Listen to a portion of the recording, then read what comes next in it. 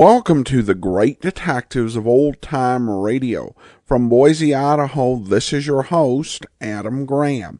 If you have a comment, email it to me, box13@greatdetectives.net. Follow us on Twitter @Radio Detectives and become one of our friends on Facebook. Facebook.com/Radio Detectives. Before we get started, I do want to encourage you to pick up your latest the copies of my latest releases in my superhero comedy series. For audiobook listeners, Ultimate Midlife Crisis is out. And in paperback and in ebook form, we have the follow-up story to that, Speed Trap. They are available in all major ebook stores. You can also find them at store.greatdetectives.net. Well, now it's time for today's episode of The Adventures of Philip Marlowe. The original air date, September the 1st, 1950. The title is The Soft Spot. Get this and get it straight. Crime is a sucker's road, and those who travel it wind up in the gut of the prison of the grave. There's no other end, but they never learn. From the pen of Raymond Chandler, outstanding author of crime fiction, comes his most famous character in The Adventures of Philip Marlowe.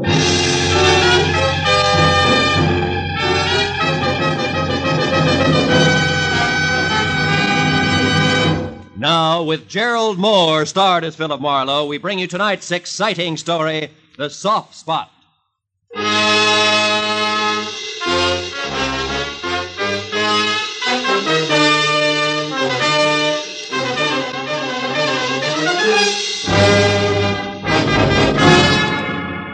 So much for the news from abroad. Here in Los Angeles, 2 persons were killed and 8 injured today in 3 separate automobile accidents attributed directly to the thick fog that has blanketed the city ever since yesterday morning. And according to the Weather Bureau, the fog which is rolling in from the sea will be with us for... Fog, smog, everything's cockeyed. Hello. Philip Marlowe, please. Earl Hanley speaking. This is Marlowe. How are you, Mr. Hanley? How's the newspaper circulation business? Oh, both zooming, Philip. Oh, look, Marlowe. Can you come out to my joint in Los Feliz Boulevard, 3810? I'd like you to work for me again. And you write your own ticket as usual. No. Thanks. They play too rough in your league, Hanley. Besides, it's a bum night to ride around in a cold newspaper truck watching out for hijackers. No, Marlowe. It's nothing like that. This is personal business. Oh? Yeah, it's an old man who's disappeared. I'd like you to find him for me. Still a dark night. Double your fee. I see a light, Mr. Hanley.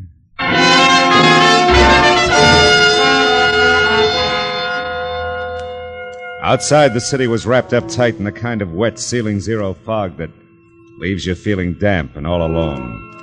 Hanley's joint on Los Feliz was an old English stone mansion, sprawling, smothered in ivy, and about as cozy and come-hither as a scream in the night. Inside, I followed an aging, round-shouldered butler whose footsteps didn't make any noise along the type of high, wide, and ice-cold furnished corridor you find only in museums. When we finally arrived at Hanley's study, however, things changed. It was a small room with bright lights, heat, and a desk cluttered with friendly bric-a-brac. Hanley himself was standing against the far wall, and for a moment, the contrast was jarring because the self-made man in shirt sleeves, built like a boxcar and chewing on a cold cigar, didn't at all match the collection of stiff family photos, 1890 style, that hung on the wall behind him. What is it, Marlowe? Hard to find the family resemblance? From here... Your folks, Mr. Hanley? Yeah. Oh. And left to right. My mother, she passed on a year ago. Me as a kid. My father, a lush, and my grandfather. He claimed to have killed more Indians than ever existed. All born and raised in a lot of nothing. They walked a foe. Couldn't hold you, huh? Couldn't bring me back either, even when Ma died. I was only a little tyke when I ran away, Marlowe. Couldn't stand my grandfather even then. Nothing but a rod and a bottle. Bad combo. How about your father? Oh, I wrote a few nice words to him. My sister wrote me that Ma died. And I sent a fat check for flowers and a tombstone, but he never answered. Probably drank the dough up. He never could save a buck on his own, they tell me. Anyhow, enough of letting our hair down now, Marlowe. Let's get on to business. Sit down. Oh, thanks, sure. You said someone disappeared, Mr. Hanley, an old man? Yeah. There was a gardener here, Marlowe. Name's Cooper, John Cooper. He's 60, 65 maybe, tall and skinny. Yeah, he got a fringe of curly hair around his ears. The rest is strictly cubal. Yeah, he shoved off yesterday. With what, Hanley? Yeah, you catch on fast, Phil. Yeah, you know, it's my trade. Yeah. Well, the stuff don't amount to too much. Half a dozen fancy silver drinking glasses, those... Goblets? No, goblets, yeah goblets. Worth about 100 apiece, nothing that'll dent me. Also, I'm insured, of course. Well, then the goblets mean something else. They do. Let's call them a present from a lady. All right, let's. I want them back, Marlowe. Why me? Why not the insurance company or the law? No. Hmm? No, that I don't want. And if you laugh when I tell you the reason, I'm going to punch you right square in the nose. Have some scotch. No, thanks. Go ahead. Well, drink alone then, if you don't mind. I don't mind. Yeah, it's this old Duck Cooper, you know. I feel sorry for him. Mm-hmm. Yeah, he came in here one day last week, hat in hand, looking beat as an alley cat. So I gave him a job helping one of the gardeners, but I was on to him right from the start. What does that mean? He was a gardener like I'm a ballet dancer. Oh. Yeah, I could tell. And from there on, it got worse. First couple of days, he watched me and everybody else around here pop-eyed as a shoplifter loose in Tiffany's. But you didn't fire him. No. Well, I figured a few square meals, some sleep, a little dough in his pocket would calm him down. So I just put a new master padlock in my trophy room and let it go with it. That was your mistake, huh? Yeah.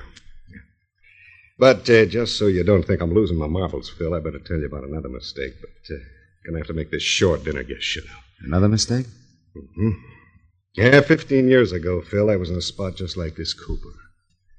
I was broke, hungry, mad at the world, and in a position to do the wrong thing. I did, and I got caught. The boss understood, read me the riot act, and let me go. And today it's my turn. Want to laugh? Not very much. Tell me, what have you got for me to go on? Well, thin air. But you're good, Marlowe. You'll make out. Thanks. Name and description I already gave you that. All right, here's the rest of it, according to the servants. One, lived somewheres around Skid Row. Mm-hmm. Two, he never touched anything that kicked harder than ginger ale. And that he went for in a big way. Three, he had a buddy in his neighborhood who was teaching him how to whittle. Make stuff, carving wood. Yeah, I know. And that's it, huh? Well, that plus the fact that he smoked these pint-sized cigars, we found a pack of them in the overalls he wore. Here they are. Mm-hmm. They're called Aces Up, made in a downtown L.A. shop, also on Skid Row. Oh, the address is in the box there. Could help. Could. Mm-hmm. Well, see what I can do, Mr. Hanley. Okay, Marlowe. Call me as soon as you get close, will you? Sure. Oh, and Marlowe. Yeah?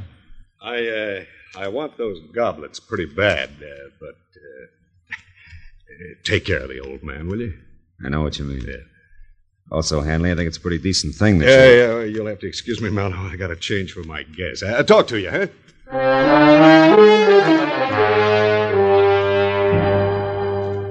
I followed Hanley back along the museum corridor, past the guests who included a spy beautiful lady dressed in too much black, chatting with a crisp item in banker's gray flannel who looked like he'd been born holding an hors d'oeuvre. I didn't see how they could have much in common with their host. But when the big front door eased closed behind me, I forgot about them and concentrated on finding a needle in a haystack. A needle in a haystack in a fog yet.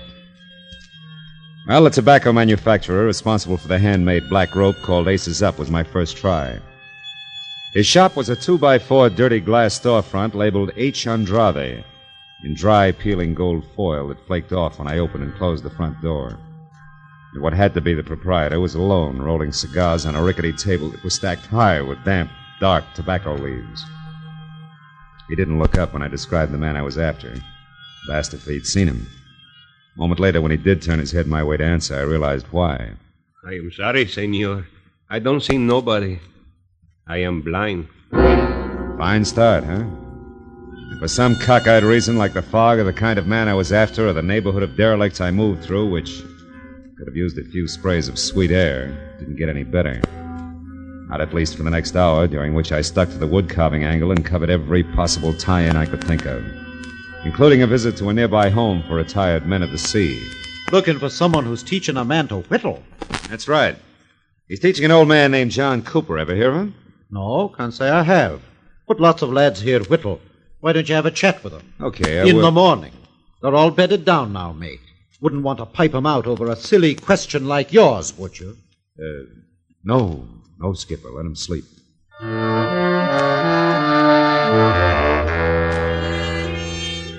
Right there, the whittling went the way of Aces Up cigars, and I turned to my last hope. John Cooper's mania for ginger ale. However, asking about that in the cheap, noisy bars that dotted Main Street was even a sillier question. It gave all the local comics their big break. Finally... Straight ginger ale, you say, huh? Now, let me see. I get so many orders for it, you know. It could have been the time Carrie Nation stopped in, or was it the night some joker who was eating pig's knuckles called for a finger bowl? Now, look, Bright Eyes. Let's work a little less on the gags and a little more on... Hey, see that guy over there in the corner booth, the little fella whittling on that stick? You know him? Come on. Here's 5 for your trouble. Who is he? The name is Skeeter. Been doing his drinking and wood chopping here for 5 years. Is he always alone? Not always. Sometimes he has a buddy with him. Lately, an old bald he's trying to teach how to cut them calls. Oh. A guy who never orders nothing at all, so don't get started. What does Skeeter drink? Skeeter? Yeah. Why, he always has bourbon and... Yeah, bourbon and ginger ale. Uh-huh. The guy you want must drink Skeeter's Chasers, huh? That figures, thanks. Well, don't mention it, Screwball. A profitable pleasure. Only with thine eyes. Making me nervous. What is it, mister? Lose something? Sort of. John Cooper. Oh. Have you seen him, Skeeter? He told me I could get in touch with him through you here at this bar. Said you were a friend. And I am. Say, is he in trouble, mister? Maybe. What makes you ask? Because he didn't show tonight.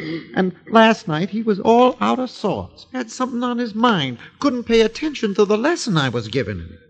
Is it bad? No, not if I can get next to him in a hurry.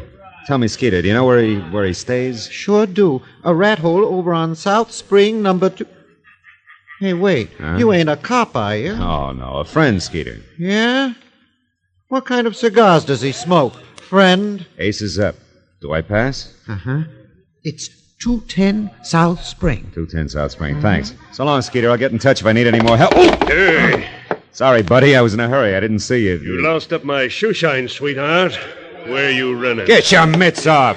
I said I was sorry. What do you want? The dime you invested in the shiny, your ears slapped down into the pockets of that zoot suit. Which? Okay. We'll let it go. I thought we would.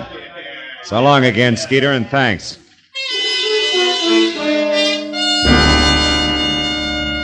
After I made my call to my client and told him how we stood, I drove the half a dozen blocks to 210 South Spring Street. The place was the kind of stale-smelling, beer can-lidded, dingy, two-story affair that made you wonder if the garbage collector got around anymore. When I knocked on the cracked glass front door that sported a laundry shirt cardboard that said rooms for rent and eyebrow pencil, I was ready for anything. And that's what I got. Puffy red eyes, bad teeth, smell of cheap gin, all in a cold cream, shiny face that was half hidden by enough bleached blonde hair to stuff an ottoman. Hey, handsome, I can catch my death of cold here. What's up? You the landlady? No, she passed out, but I was drinking with her, so I'll do. What do you want? An old man named John Cooper. Is he in? The skinny duffer? Mm-hmm. Yeah, I guess so. I seen him earlier. It's that door back there, the one on the right. Hey! Hey, Jockey! What do you want back there? Where you going? Oh, what's the use? This way, mister. Hey, was that Cooper's room the fella just came out of, last on the right? Yeah, that's it. That louse probably swiped your friend's bottle. He's the kind. Empty. Too bad. You know, he drinks you under the table and then takes what's left. Which in this case would be ginger ale. Cooper doesn't drink. Yeah? Oh, what do you know about that? Hey! Hey, you got company? Hey, Cooper! Lights on. Try the knob, huh? You're kind of anxious. Yeah. It's your game, mister. He doesn't drink, huh? What do you call that spread eagle position on the floor? Napping? No. Not with that knife in his chest. Huh? I call that murder.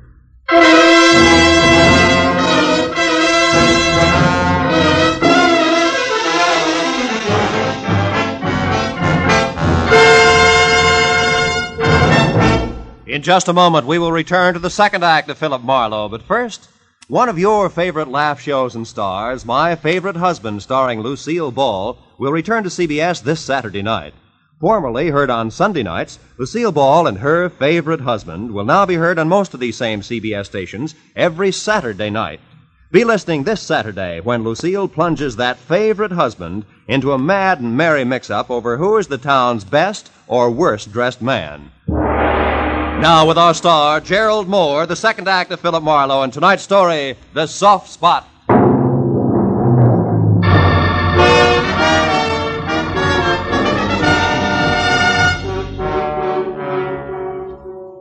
The old man's body was rumpled in death like a discarded bundle of rags, loosely pinned at the center with a knife that had killed him. And as the frowsy blonde gradually realized he was dead, the look on her face was dumb, slack-mouthed revulsion. Gee, death's an awful-looking thing, ain't it? Ain't it? Hey, don't touch him, mister. It don't seem decent. Decency is strictly relative, sister. There's a scratch here on his neck, like a woman's fingernail raked it. Where? Hey, his locket's gone. Locket? Yeah. This old guy wore a locket? Yeah, I seen it on him yesterday when the cops hauled off that redhead from upstairs. This old guy was shaving, and he came out in the hall without his shirt on to watch, and I seen the locket around his neck. What did it look like? It was a little square one on a gold chain. Now it ain't there. Ripped off and in a hurry. That much old gold's not worth murder, even in this backwash. Baby, what do you use for closets? Closets? Are you kidding? In this dump, you hang your stuff on the plumbing and like it. Why? Well, then there's no place here that 6 big silver goblets could be hiding, I guess. You couldn't hide a shot glass in this joint. Not for long, anyway. Well, the old boy traveled light. There's nothing here but... What? Hey, what'd you find? What'd you find? Oh, this newspaper story on the table. Torn out of the day before yesterday's paper, it says. Nelson Root, wealthy Beverly Hills broker, dies in a freak car smash-up. Root is survived by his wife, former showgirl Evelyn Lansing. Now, Root, what do you suppose that old guy was saving that for? To have sold his shoes with, maybe? Oh, sure. Now, look, as long as you get your brain in gear, tell me where I can find that guy who ran out of here. Chalky? Yeah. Hey, listen, mister, I don't want to get mixed up in this. I just live here and I'm back here. You're already mixed up in it. But that Chalky's awful hard, mister. I wouldn't want to cross him. Now, listen, that old man there was murdered. Remember, it's for keeps. You tell me here and now, or the cops down at headquarters. Come on, where does he live? I don't know for sure. I think I heard once he's got a shack in the alley behind some warehouse over on San Pedro Street. Which warehouse? I don't know. Honest, I don't know. Hey, you might find out at Dooley's Diner. I think he shoots craps over there. Okay. Thanks, baby. And do yourself another favor before you cool off. Call the police.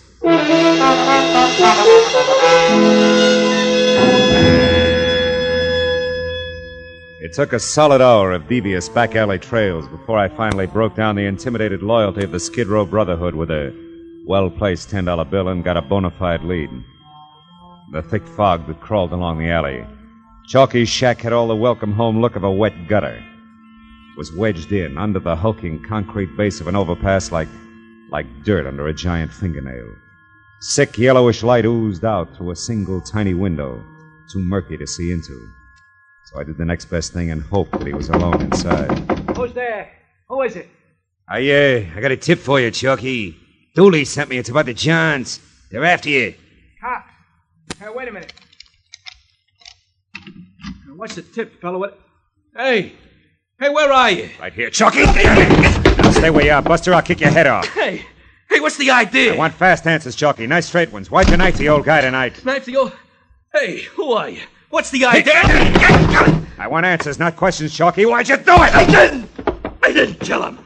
I never used the shiv. He was already dead when I went in there. I lifted that locket off to the old coot, that's all, so help me. Give me that locket. I ain't got it no more. Ma Murphy's got it now. I hocked it already. She gave me 3 1/4 on it. Look, I got a buck left. If you want that, you can cheap have it. lying grifter. You killed an old man to get the trinket for 2 cents. No, I didn't. I seen that guy with the big ears run out of the old coot's room, so I went up to take a look. Wait a minute. Guy with big ears? Yeah. He was a zoot suitor. I never seen him around before. I'd remember them flaps of his. He ran out of the old guy's joint in a big steam squad. Hey, now listen, buddy. He was the guy who done it honest. Ain't no doubt about it. He was the... Hey, now wait a minute. You ain't a friend of his, are you? He is again. No reason, unless he was 10. Oh, now listen, buddy. I never put the finger on the guy before in my life. But when it's protecting my own hide, I gotta do... Yeah, I could have been the finger. So long, Chalky, and drop dead.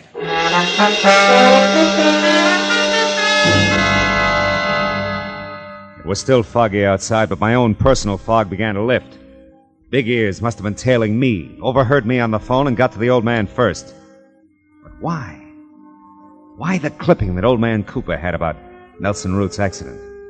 Nelson Root survived by a widow. A widow? Holy smoke!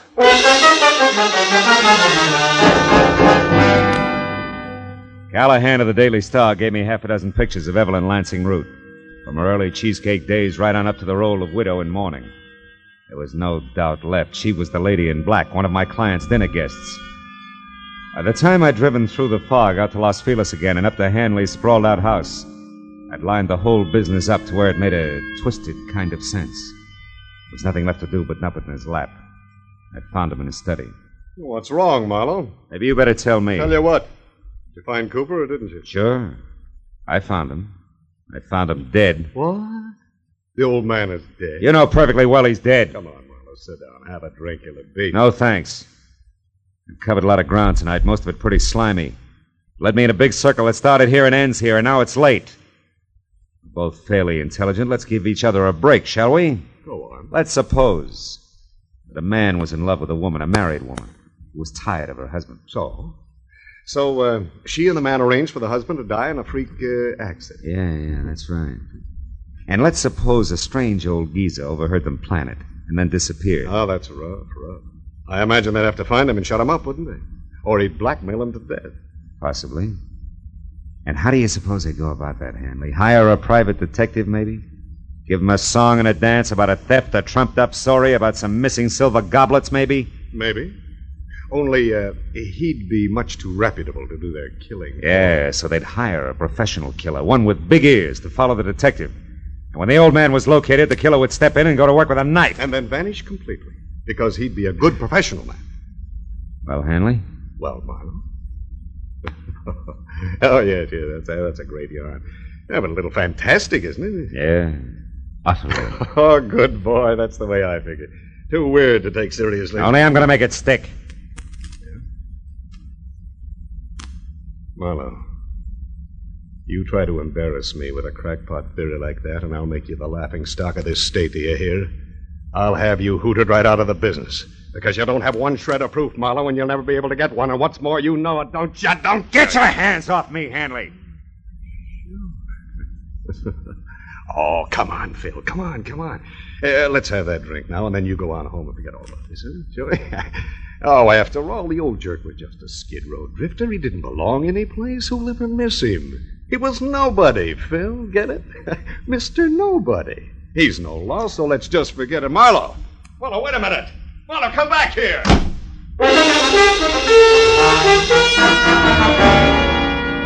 I had to get out.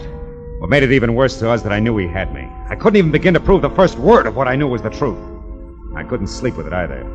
That was why an hour later I leaned against the lamppost back on Skid Row again and looked across a lifeless intersection through the eddying fog at the gaunt flophouse where the old man had died. Well. A wayfaring stranger in the night. Hiya, pal. Beat it. Wait a minute, wayfaring stranger. Couldn't you accommodate me to the extent of a match, or would that break your back? Here. Keep him. Thanks. Why don't you go home, pal? Nothing happens here on Cooper Street after 2 in the a.m. As a matter of fact, nothing happens anywhere anymore. Cooper Street. Cooper. That's one right out of the book. I'll bet $50 on it. 9 out of 10, they'll take the name of a street. Huh? Who? Never mind. You live around here? You're kidding. Where's Ma Murphy's pawn shop? Hey, easy. Watch the lapels, pal. Well, come on. Where is it? Ma's joint is 3 blocks down on Filbert, downstairs, middle of the block. But there's no romance there, pal.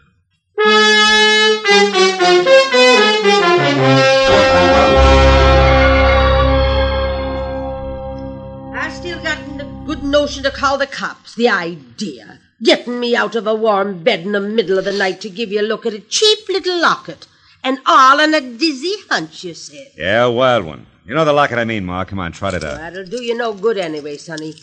Can't sell it to you for 30 days yet. The law, you know. Yeah, sure, but you've been winking at the law so long, you're blind in one eye, Ma. Is that so? Well, here you are. See, Is it hot, Sonny? I'll know in a minute. It's the inside I want to see if it's... Oh. What is it, Sonny? Is something the matter? Yeah, my hunch paid off, Ma. It's hot, all right. Hot enough to burn a guy to death. Here's my card. I'm taking this along. What? Now, well, hold on a minute, you. Hey, stop. I'll call the cops. Don't bother, honey. I'll call him myself.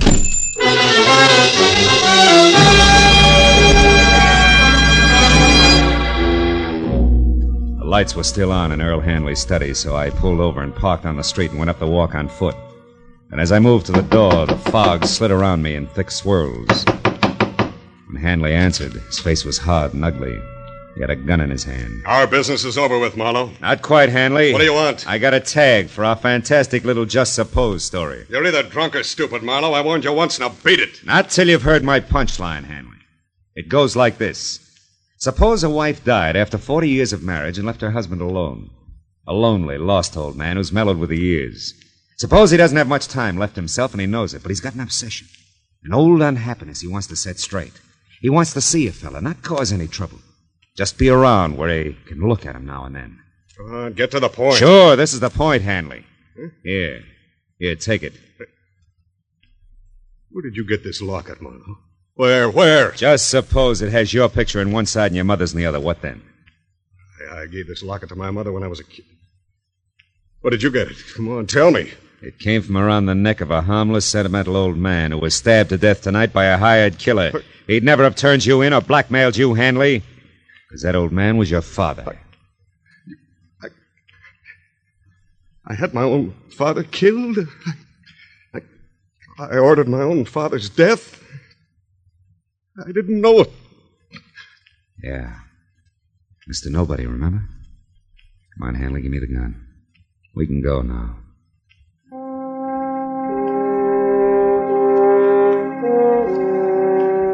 Hanley went quietly. All the way, he kept the little locket clenched in his fist. But as I led him up the stairs at police headquarters, he broke loose long enough to shatter both his hands against the marble pillar. He wound up in a straitjacket. But it didn't matter much because when they picked up Evelyn Root, the lady in Too Much Black, she filled in the rest of the story, including a lead to Big Ears. When it was over and I was sitting outside in my car alone in the fog that pressed close against the windows, I could see nothing of the city. Nothing but the soft, swimming white mist which hid the black outlines of Skid Row. Funny thing, you know. Some people can get out of Skid Row, but Skid Row will never get out of some people.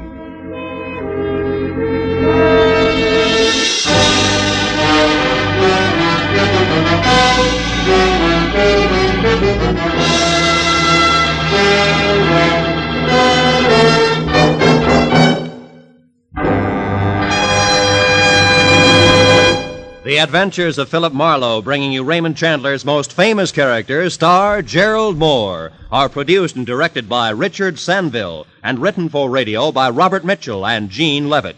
Featured in the cast were Bill Boucher, Vivi Janis, Verna Felton, Edgar Barrier, Peter Leeds, Nestor Paiva, and Paul Dubov. The special music is composed and conducted by Richard Arant. Be sure and be with us again next week when Philip Marlowe says...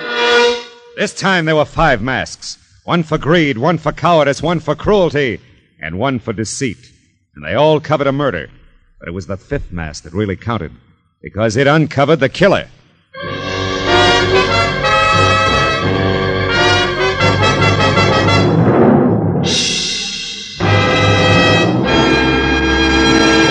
For some easy-to-listen-to music on Sunday afternoons, be sure to hear those favorites, the Symphonette and the Choraleers, which return to CBS this Sunday afternoon. The Symphonette brings you musical favorites from the lighter classics, played by a group of outstanding instrumentalists. The Choraleers sing rousing marches, popular songs of the day, and familiar music of the past. Hear the Symphonette and the Choraleers this Sunday and every Sunday afternoon on most of these same CBS stations. To hear each and every star, leave your dials where they are, 'cause this is CBS, the Star's address. Yes, CBS, the Star's address. Roy Rowan speaking. This is CBS, where next week you will hear Philip Marlowe an hour and a half later Eastern Daylight Saving Time on the Columbia Broadcasting System.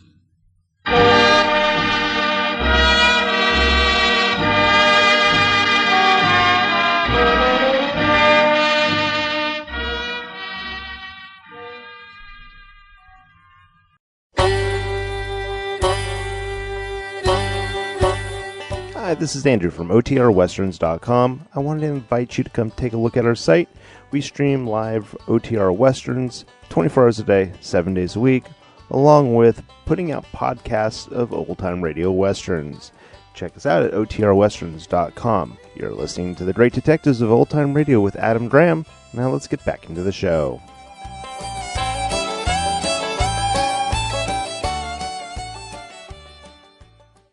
Welcome back. Well, a pretty amazing twist. And that's one of those great things about Marlowe. I think that with Marlowe, there is, with some variance, there's a general formula to how the series goes that would apply to about 80% of episodes. And then there are those other 20% where they really take it in a stunning and very different direction. And this one, I think, was a great one. Just some great dramatic twist. Plus, you have a situation where it ends up like Marlowe is not going to be able to get his man. And the twist of the man being the murderer's father was a surprise, but they made it all make sense. So a very well-written and perfectly performed piece. And that will do it for today. Join us back here tomorrow for Nick Carter. In the meantime, send your comments to box13 at greatdetectives.net. Follow us on Twitter at Radio Detectives.